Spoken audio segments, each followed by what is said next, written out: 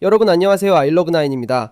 와, 진짜 오늘 소식 듣고 저 완전히 소름 돋았어요. 테슬라가 진짜 드디어 회사 역사상 가장 혁명적일 수도 있는 제품을 본격적으로 양산한다는 소식이 들려왔거든요. 그것도 한두 개가 아니라 여러 개를 동시에. 오늘 이 영상 끝까지 보시면 여러분도 왜 전세계 자동차 업계가 지금 긴장하고 있는지 완벽하게 이해하실 거예요. 그리고 혹시 오늘 처음 오신 분들, 아이러브9 채널에서 테슬라와 전기차 자율주행 관련 최신 소식을 항상 빠르게 전해드리고 있으니까 구독 꼭 눌러주시고 알림 설정까지 해주시면 정말 감사하겠습니다. 자, 그럼 본격적으로 들어가 볼까요? 일단 가장 뜨거운 소식부터 말씀드릴게요. 테슬라가 지금 사이버캡, 그러니까 완전 자율주행 택시 말이죠. 이 사이버캡을 본격적으로 제조하기 위해서 무려 30개의 채용 공고를 올렸어요. 30개요. 이게 얼마나 대단한 건지 감이 안 오실 수도 있는데, 테슬라가 새로운 제품 라인을 본격적으로 준비할 때 이렇게 대규모 인력을 한꺼번에 뽑는다는 건 정말 임박했다는 신호거든요. 그런데 이 채용 공고 내용을 자세히 들여다보면 더 재밌어요. 수리 기술자부터 시작해서 제조 전문가까지 정말 다양한 포지션을 뽑고 있거든요. 이게 뭘 의미하냐면 단순히 몇 대 만들어 보겠다는 게 아니라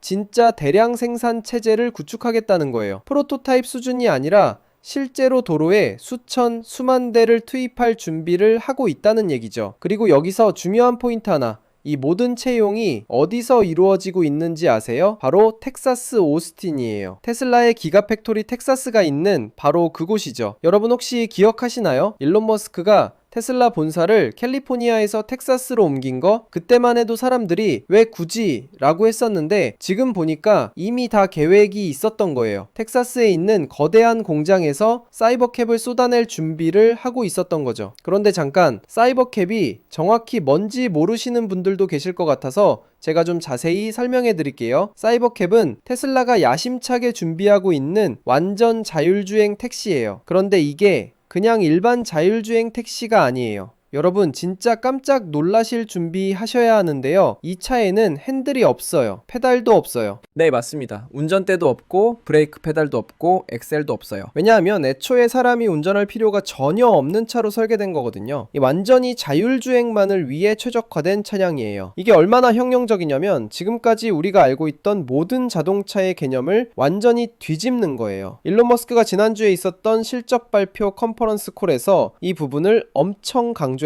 그가 뭐라고 했냐면 기존 테슬라 차량들은 여전히 약간 마차 같은 느낌이 남아있다고 표현했어요. 핸드들이랑 페달이 있고 사람들이 빠른 가속을 원하고 코너링을 원하니까 고성능 스포츠카처럼 설계해야 하잖아요. 그런데 사이버캡은 완전히 다르다는 거죠. 머스크의 말을 정확히 인용해 드리면요, 사이버캡은 완전 자율주행에 최적화된 차량이에요. 실제로 핸들도 페달도 없죠. 이건 마일당 운영 비용을 최소화하는 것에 완전히 집중한 거예요. 우리의 다른 차량들은 여전히 약간 마차 시대의 흔적이 남아있어요. 분명히 핸들과 페달이 있고 사람들이 직접 운전하면서 빠른 가속이나 날카로운 코너링을 원하는 고성능 차를 설계해야 하잖아요. 그러면 쾌적한 승차감에 최적화되고 시속 85마일이나 90마일 이상 안 가도 되는 차와는 완전히 다른 차를 설계하게 되는 거죠. 이 말이 무슨 뜻이냐면요, 사이버캡은 오로지 승객의 편안함과 경제성에만 집중한다는 거예요. 운전의 재미 필요 없어요. 빠른 가속 필요 없어요. 오직 안전하고 편안하게, 그리고 최대한 저렴하게 사람들을 A에서 B로 데려다 주는 것, 그게 전부예요. 자, 그럼 이 사이버캡이 언제쯤 실제로 도로에서 볼 수 있을까요? 테슬라가 공식적으로 밝힌 타임라인에 따르면 2026년 2분기에 생산을 시작할 예정이래요. 그러니까 지금부터 계산해보면 약 1년 반 정도 남은 거죠.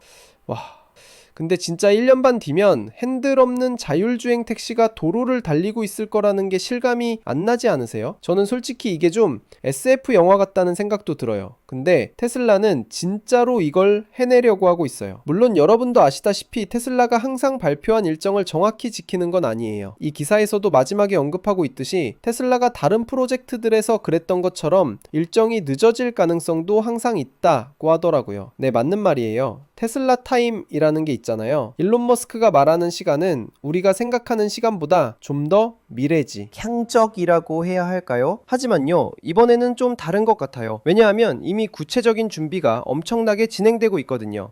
테슬라가 지난 몇 달 동안 사이버캡 프로젝트에서 엄청난 진전을 보였어요. 구체적으로 어떤 일들이 있었냐면요. 일단 캘리포니아에 있는 프리몬트 테스트 트랙에서 사이버캡 차량을 실제로 테스트했어요. 프리몬트는 테슬라의 첫 번째 대규모 생산 공장이 있는 곳이잖아요. 거기 테스트 트랙에서 이미 주행 테스트를 하고 있다는 거죠. 그리고 더 중요한 건요. 기가팩토리 텍사스에서 충돌 테스트를 진행하고 있대요. 충돌 테스트요. 여러분, 이게 얼마나 큰 의미인지 아세요? 충돌 테스트는 차량이 실제로 양산되기 전에 반드시 거쳐야 하는 필수 단계예요. 안전성을 입증해야 정부 승인도 받고 실제로 팔 수 있거든요. 그러니까 테슬라가 지금 충돌 테스트를 하고 있다는 건 단순히 언젠가 만들어보면 좋겠다 수준이 아니라 진짜로 곧 양산할 거니까 안전성 입증하는 중이라는 거예요. 이건 정말 임박했다는 강력한 신호죠. 그래서 채용 공고도 나가고 충돌 테스트도 하고 이 모든 게 동시에 진행되고 있는 거예요. 테슬라가 진짜 전속력으로 달리고 있는 거죠. 근데 여러분, 진짜 놀라운 건 여기서부터예요. 테슬라가 준비하고 있는 게 사이버캡만이 아니거든요. 테슬라는 세미트럭하고 메가팩 3도 내년부터 본격적인 대량 생산에 들어간다고 발표했어요. 세미트럭은 아시죠? 테슬라가 만든 전기 대형 트럭이에요. 이미 펩시코 같은 대기업에 시범적으로 납품되고 있는데 이제 본격적으로 대량 생산 체제로 전환한다는 거예요. 여러분 생각해보세요. 지금 도로를 달리는 대형 트럭들, 디젤 엔진으로 엄청난 매연을 뿜어내면서 달리잖아요. 그게 다 전기 트럭으로 바뀐다고 상상해보세요. 환경적으로도 엄청난 변화고 운송업계 전체가 바뀌는 거예요. 게다가 전기 트럭은 연료비가 훨씬 저렴하니까 운송회사 입장에서도 경제적이고요. 그리고 메가팩 3, 이건 대규모 에너지 저장 시스템이에요. 쉽게 말하면 엄청나게 큰 배터리죠. 태양광이나 풍력 같은 재생 에너지는 날씨에 따라 생산량이 들쭉날쭉하잖아요. 햇빛이 쨍쨍한 낮에는 전기가 넘치는데 밤에는 안 만들어지고, 바람이 많이 부는 날은 전기가 넘치는데 바람 없는 날은 부족하고, 이런 문제를 해결하려면 여분의 전기를 저장해 뒀다가 필요할 때 쓸 수 있어야 하는데 그게 바로 메가팩이 하는 일이에요. 테슬라는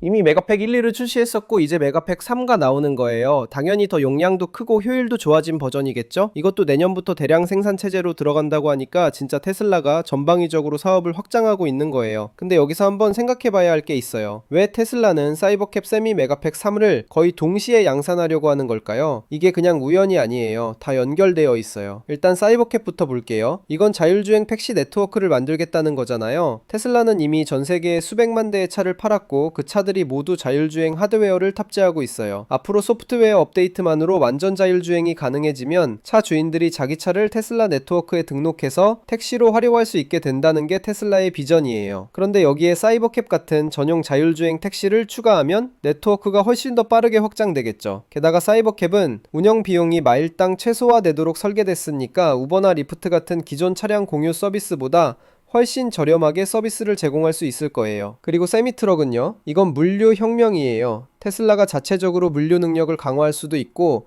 운송업계 전체를 전기화하는 데 기여할 수도 있어요. 장기적으로 보면 자율주행 기술이 세미트럭에도 적용되면 24시간 쉬지 않고 달리는 자율주행 화물트럭이 탄생하는 거죠. 메가팩 3는 에너지 인프라예요. 전기차가 많아지면 전기 수요가 급증하잖아요. 그 전기를 안정적으로 공급하려면 대규모 에너지 저장 시스템이 필수예요. 테슬라는 자동차 회사이면서 동시에 에너지 회사이기도 한 거죠. 이 세 가지를 연결해서 보면 테슬라가 그리고 있는 미래가 보여요. 저렴한 자율주행 택시가 도시를 누비고 전기 트럭이 물류를 책임지고 거대한 배터리 시스템이 재생에너지로 만든 전기를 저장했다가 필요할 때 공급하는 완전히 새로운 교통과 에너지 생태계, 이게 바로 테슬라가 꿈꾸는 세상이에요. 일론 머스크는 실적 발표에서 사이버캡이 자동차 시장의 전체 그림을 바꿔놓을 잠재력에 대해 엄청나게 자세히 이야기했어요. 그가 다른 테슬라 차량들을 약간 마차 시대의 흔적이 남아있다고 표현한 건 정말 의미심장해요. 생각해보세요. 우리가 지금 타는 차들은 사실 100년 넘게 기본 구조가 크게 안 바뀌었잖아요. 핸들 잡고 페달 밟아서 운전하는 거, 마차를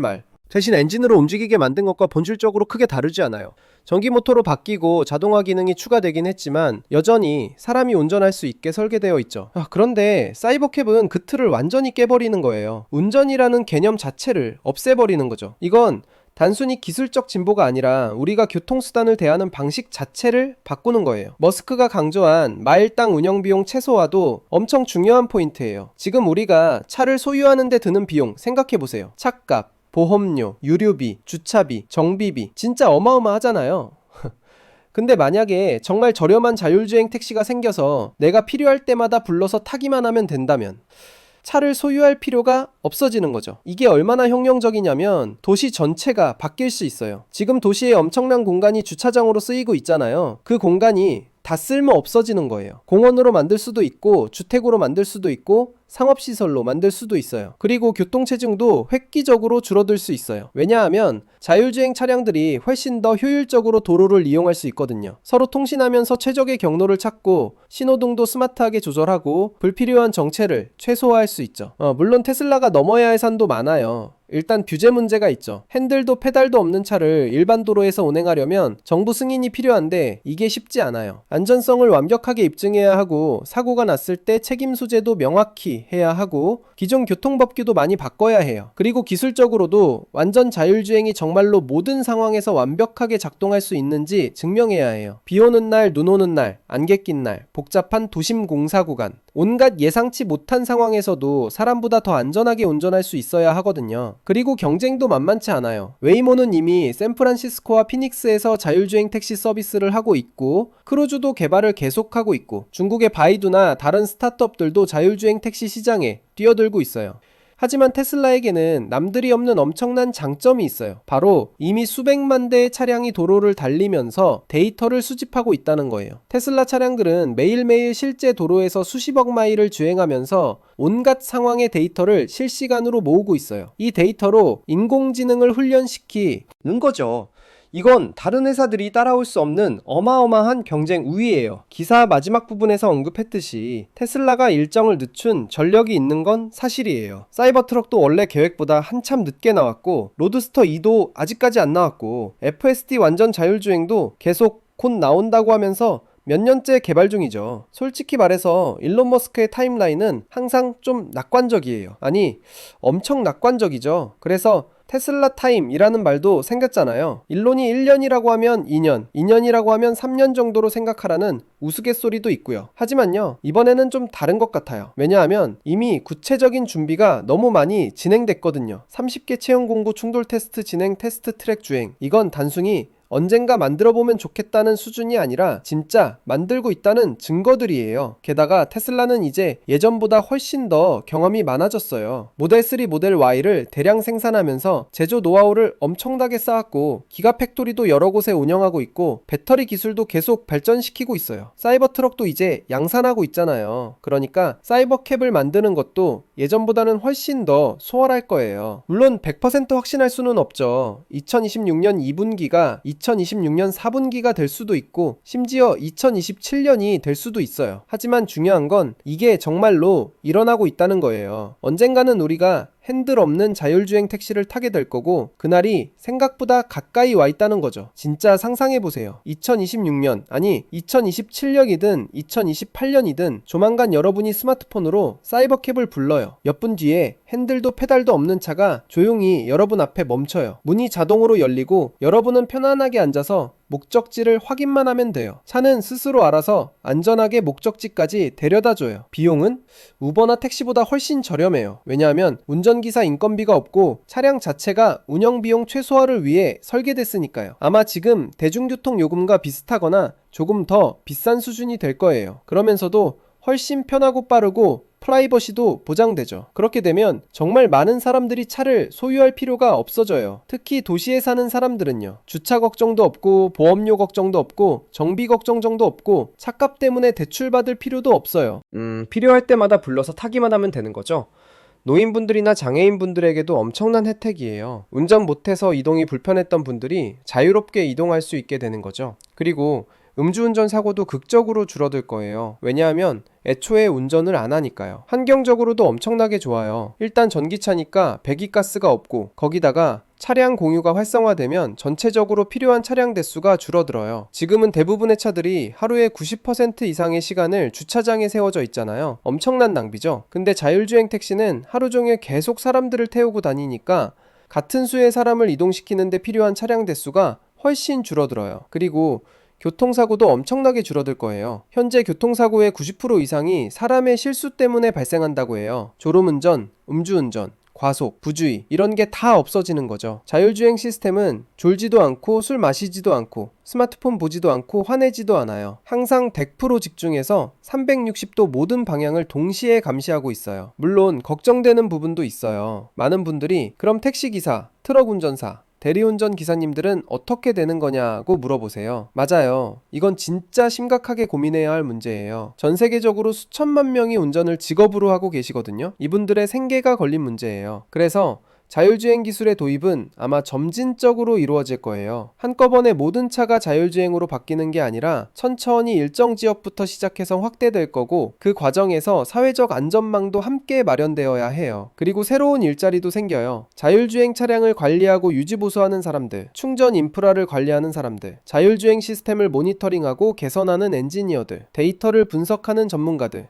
테슬라가 지금 30개나 되는 채용 공고를 냈는 것만 봐도 알 수 있죠. 역사적으로 보면 기술 혁신은 항상 일부 일자리를 없애면서 동시에 새로운 일자리를 만들어 왔어요. 자동차가 처음 나왔을 때도 마차 몰던 사람들이 일자리를 잃었지만 자동차 산업에서 훨씬 더 많은 일자리가 생겼잖아요. 이번에도 비슷할 거예요. 물론 전환 과정이 쉽지는 않겠지만요.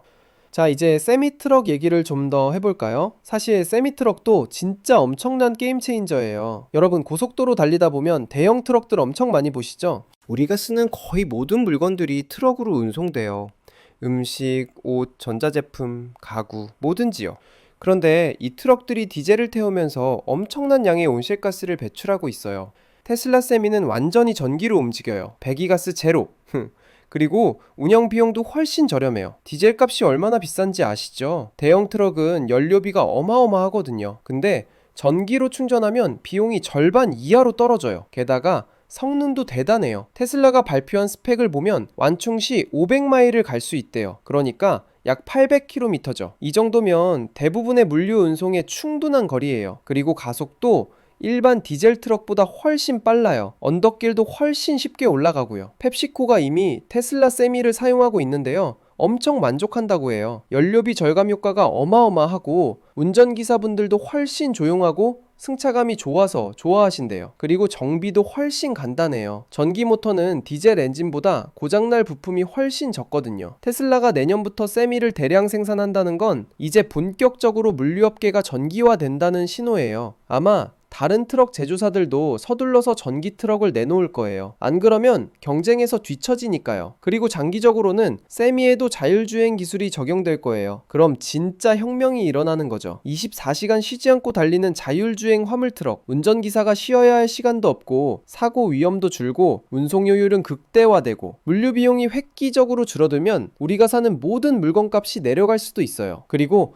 메가팩 3, 이것도 정말 중요해요. 사실 많은 분들이 메가팩이 뭔지 잘 모르시는데 이게 앞으로 엄청나게 중요한 역할을 할 거예요. 지금 전 세계적으로 재생에너지로 전환하려고 하고 있잖아요. 태양광 풍력 발전소들이 계속 늘어나고 있어요. 근데 문제가 뭐냐면 태양광은 밤에는 전기를 못 만들고 풍력은 바람이 안 불면 전기를 못 만들어요. 전기 생산량이 들쭉날쭉한 거죠. 그럼 어떻게 해야 할까요? 전기가 많이 만들어질 때 저장해 뒀다가 부족할 때 꺼냈으면 되죠. 그게 바로 메가팩이 하는 일이에요. 메가팩은 정말 어마어마하게 큰 배터리예요. 하나에 몇 메가와트씩 저장할 수 있어요. 이걸 수십 개, 수백 개 연결하면 발전소급 에너지 저장 시설이 되는 거죠. 실제로 테슬라는 이미 전 세계 여러 곳에 메가팩 설치를 해왔어요. 호주에 설치된 거 대배터리 시스템이 유명한데요.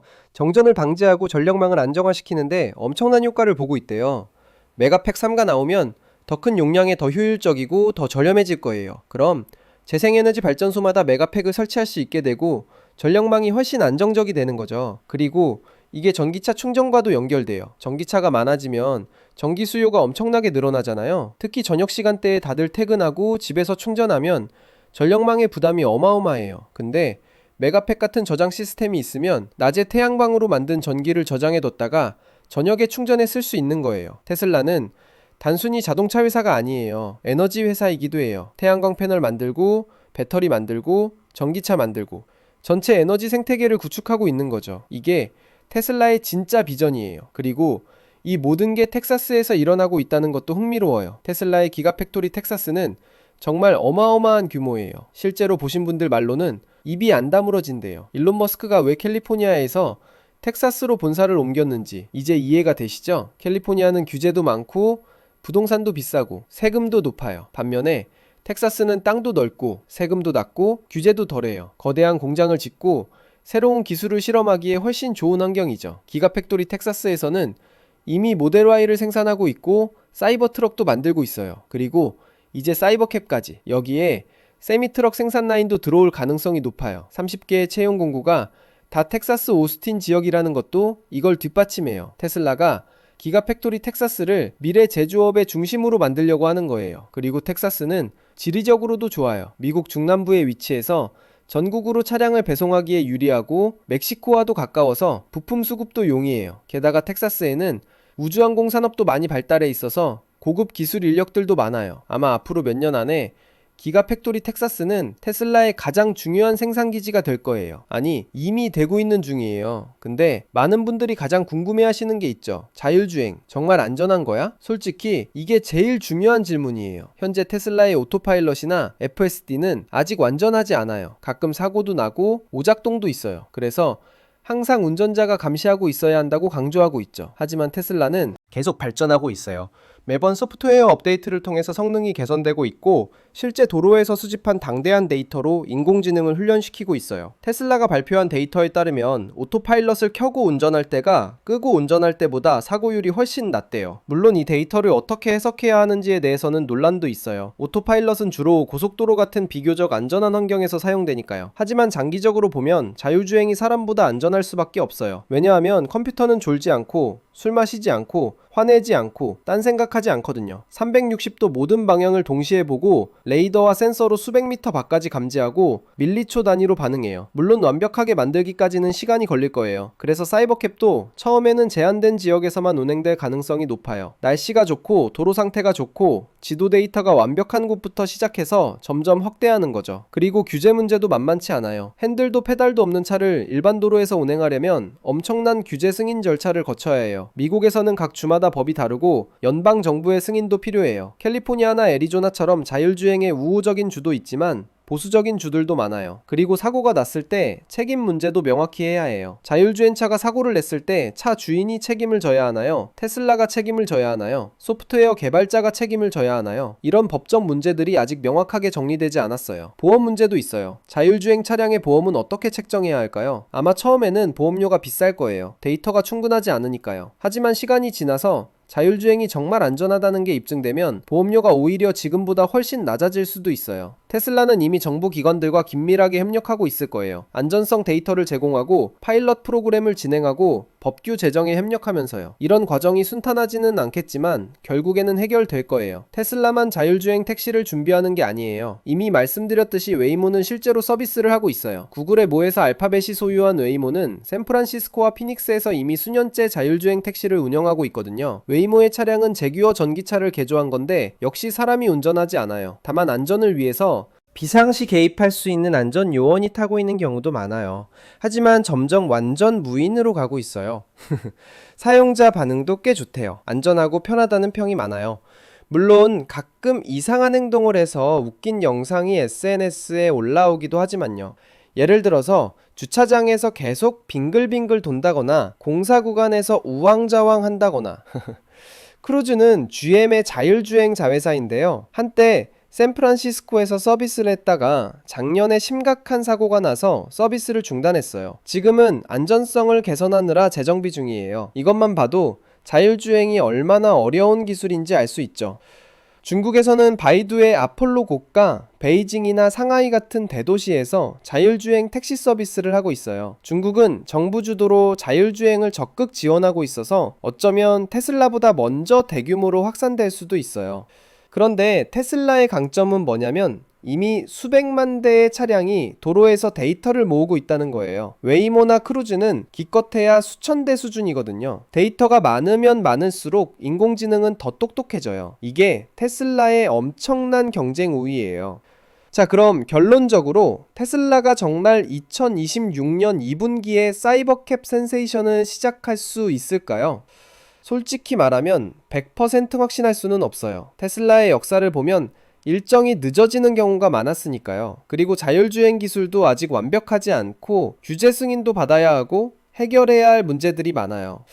하지만요, 이번에는 정말 다른 것 같아요. 채용 공고 30개 충돌 테스트 진행, 테스트 트랙 주행. 이 모든 게 실제로 일어나고 있어요. 테슬라가 진짜로 전력을 다해서 준비하고 있는 거죠. 설령 2026년 2분기가 3분기나 4분기로 밀린다 해도 큰 차이는 아니에요. 중요한 건 이게 정말로 현실이 되고 있다는 거예요. 몇 년 안에 우리가 핸들 없는 자율주행 택시를 타게 될 거라는 게 거의 확실해 보여요. 그리고 세미트럭이랑 메가팩 3도 함께 나온다는 거 잊지 마세요. 테슬라가 교통과 에너지 분야에서 동시다발적으로 혁신을 일으키려고 하고 있어요. 상상해보세요. 몇 년 후 여러분의 하루를요. 아침에 일어나서 스마트폰으로 사이버캡을 불러요. 5분 뒤에 자율주행 택시가 집 앞에 도착해요. 편하게 타서 출근하면서 뉴스도 보고 커피도 마시고 혹은 잠을 더 자도 돼요. 운전할 필요가 없으니까요. 회사 주차장 그런 거 없어요. 차가 러분을 내려준 다음에 다른 승객을 태우러 가니까요. 주차 공간이 다 공원이나 카페로 바뀌었어요. 퇴근 시간에도 마찬가지예요. 사이버캡을 불러서 편하게 집에 가요. 교통체증 많이 줄었어요. 자율주행 차량들이 효율적으로 움직이니까요. 주말에 여행 가고 싶으면 사이버캡이 장거리도 데려다줘요. 운전 피곤할 일 없이 편하게 영화 보거나 책 읽으면서 가면 돼요. 노인 되신 부모님 이제 걱정 없어요. 자율주행 택시로 병원도 가시고 친구 만나러도 가시고 자유롭게 이동하실 수 있어요. 차 소유 비용 엄청나게 줄어들어요. 착답, 보험료, 주차비, 정비비 이 모든 게 필요 없어지니까요. 환경도 좋아져요. 전기차들이 달리고 재생에너지로 충전하고 전체적으로 필요한 차량 대수가 줄어들고 이게 바로 테슬라가 그리는 미래예요. 그리고 이 미래가 생각보다 빨리 올 수도 있어요. 와, 오늘 정말 긴 여정이었죠? 테슬라의 사이버캡, 세미 메가팩, 3까지 정말 어마어마한 계획들이에요. 핵심만 다시 정리해드리면요. 테슬라는 지금 회사 역사상 가장 혁명적일 수 있는 제품인 사이버캡을 2026년 2분기부터 양산할 준비를 하고 있어요. 텍사스 오스틴의 기가팩토리에서 30개의 채용 공고를 내고 충돌 테스트를 진행하고 본격적인 양산 체제를 구축하고 있죠. 핸들도 페달도 없는 완전 자율주행 전용 택시 사이버캡, 마일당 운영 비용을 최소화하도록 설계돼서 기존 택시나 우버보다 훨씬 저렴한 가격으로 서비스를 제공할 수 있을 거예요. 거기다 세미트럭으로 물류 혁명을 일으키고 메가팩 3로 재생에너지 시대의 핵심 인프라를 구축하고 승라는 단순히 자동차 회사가 아니라 교통과 에너지의 미래를 만들어가고 있어요. 물론 넘어야 할 산도 많아요. 기술적 완성도, 규제 승인, 안전성 입증, 그리고 테슬라 특유의 일정 지연 가능성까지. 하지만 이번에는 정말 다른 것 같아요. 구체적인 준비가 너무 많이 진행됐거든요. 앞으로 몇 년 안에 우리 삶이 정말 크게 바뀔 수도 있어요. 자동차를 소유하는 대신 필요할 때마다 부르는 시대, 운전하는 대신 편하게 타고 가는 시대, 환경을 생각하면서도 더 편리한 시대, 그런 미래가 생각보다 가까이 와 있어요. 여러분, 오늘 영상 재밌게 보셨나요? 아이러브9 채널에서는 앞으로도 테슬라와 전기차 자율주행 미래 기술에 대한 최신 소식을 계속 빠르게 전해드릴게요. 구독하고 좋아요 눌러주시고요. 알림 설정까지 해주시면 새로운 영상 올라올 때마다 바로 알림 받으실 수 있어요. 댓글로 여러분 생각도 들려주세요. 사이버캡 정말 2026년에 나올 수 있을까요? 여러분은 핸들 없는 자율주행 택시를 탈 준비가 되셨나요? 기대되시나요? 아니면 좀 무섭나요? 궁금한 게 있으시면 댓글로 물어봐 주세요. 그럼 다음 영상에서 또 만나요. 더 재밌고 유익한 소식으로 돌아올게요. 여러분, 오늘도 행복한 하루 보내시고요. 아이러브9이었습니다. 안녕.